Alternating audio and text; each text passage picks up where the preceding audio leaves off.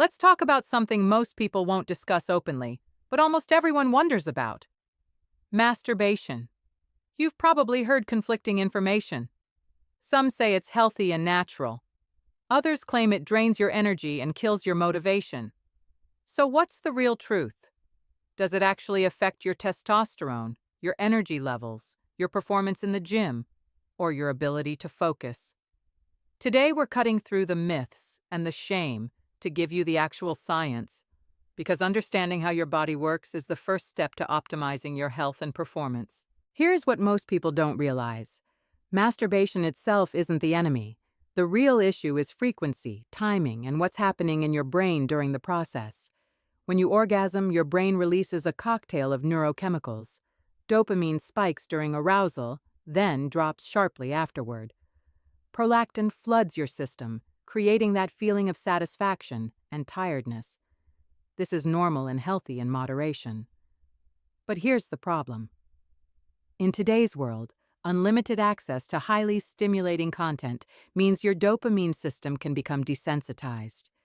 You need more stimulation to feel the same reward. This is the same mechanism behind addiction. Your brain starts craving that dopamine hit more frequently, and suddenly you're stuck in a cycle that leaves you feeling drained, unmotivated, and foggy. Let's address the testosterone question, because this is where most of the confusion exists.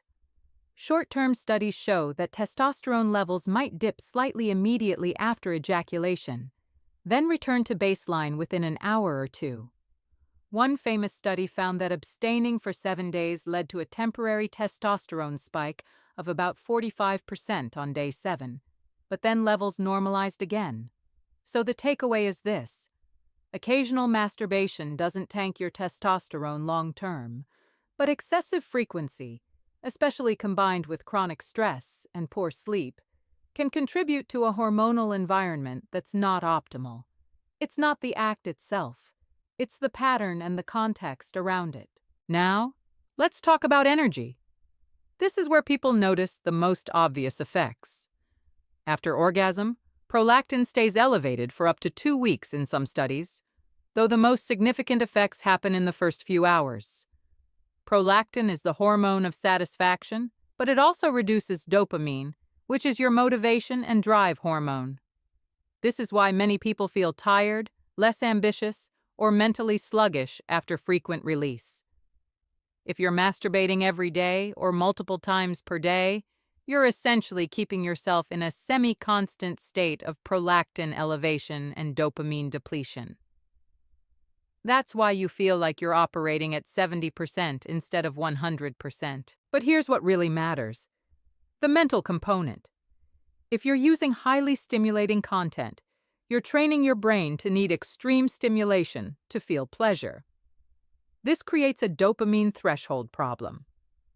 Normal life activities, like working on a project, exercising, or having a real conversation, don't provide enough dopamine to feel rewarding anymore. You become numb to the natural pleasures of life. This is the hidden cost that nobody talks about. It's not just about energy or hormones. It's about your ability to feel motivated, engaged, and present in your own life. So what's the solution? First, awareness. Notice your patterns. Are you doing this out of genuine physical need, or out of boredom, stress, or habit? Most people realize it's become a coping mechanism for uncomfortable emotions. Second, extend the time between sessions. If you're doing it daily, try every other day. If you're already less frequent, try extending to once per week. The goal isn't necessarily complete abstinence forever, unless that's your personal choice. The goal is to break the compulsive cycle and reset your dopamine sensitivity.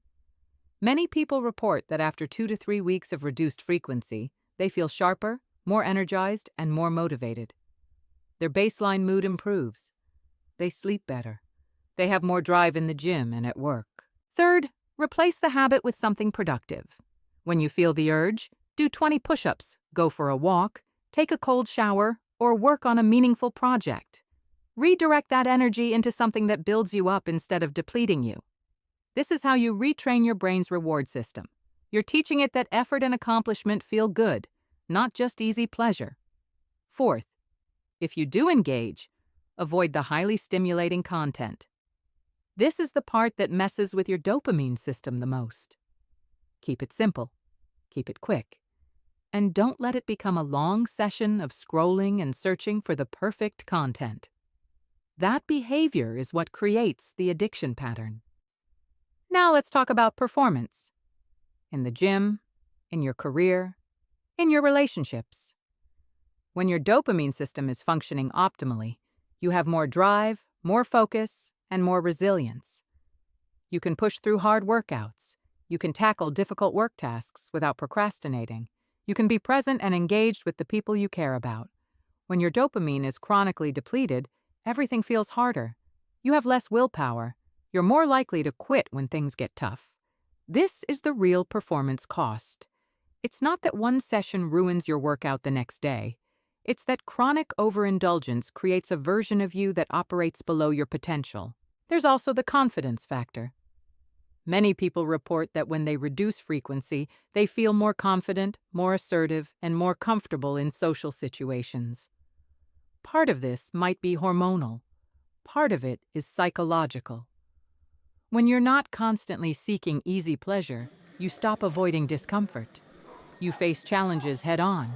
You stop hiding.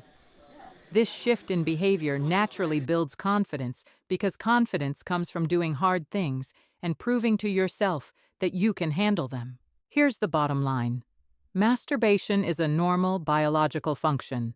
It's not evil, and it's not going to destroy your life if done occasionally and mindfully. But in the modern world with unlimited access to supernormal stimuli, it's incredibly easy to fall into a pattern that leaves you operating below your potential. The key is intentionality. Ask yourself if your habits are serving you or depleting you. Be honest about whether you're in control or if the habit is controlling you. The goal is to build a life where you're driven by purpose and long-term goals, not by short-term dopamine hits that leave you empty an hour later. Start today. Take control of your dopamine system. Reset your sensitivity. Redirect your energy toward building the life you actually want. Your future self will thank you. If this information helped you see things more clearly, subscribe for more evidence-based health content that actually makes a difference. Share this with someone who needs to hear it. Let's build a community of people who are committed to operating at their highest level.